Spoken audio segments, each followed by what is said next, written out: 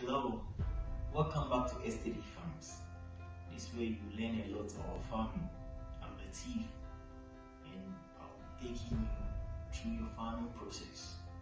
If today is your first time coming across our video, please do us a favor by liking, sharing and also commenting on our videos so that we will grow together.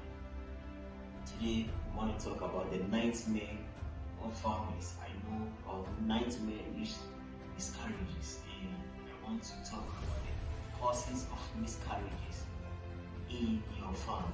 How can you control miscarriages, grow your farm to the next level? So stay with me as I bring you everything you need to know about miscarriages and how to control miscarriages in your farm. It's okay.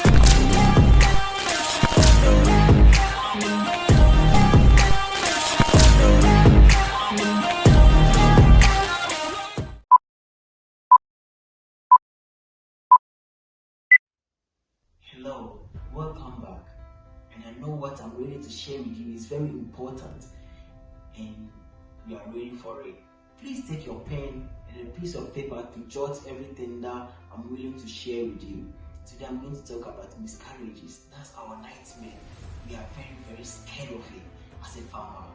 I know because it has really happened to me. It has happened to many farmers. I've spoken to a lot. That's our nightmare. How can we control it? But to control it, we need to know the causes of miscarriages in order to control it. If you don't know the causes, we can't control it. So we should know what can cause miscarriage in your farm. So the first is the change of environment.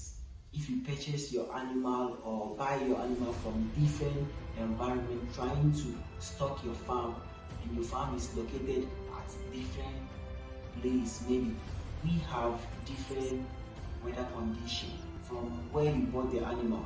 So that's where miscarriages begins, because they will start experiencing something different because the weather is different and the food, the nutrition is also different. So that's where miscarriage begin. They will start experiencing some stress because they are not used to that weather. So the change of environment is one factor that can cause miscarriage in your farm, in your sheep farming, goats or cattle. Another one is vaccination at the early stage. If your animal is pregnant for about a week, 2 weeks, 1 month, you need not to vaccinate the animal. You have to let the animal stay for about 3 months before vaccinating that animal, because during that time the baby is now forming and you can't just administer some drugs into the system of that animal.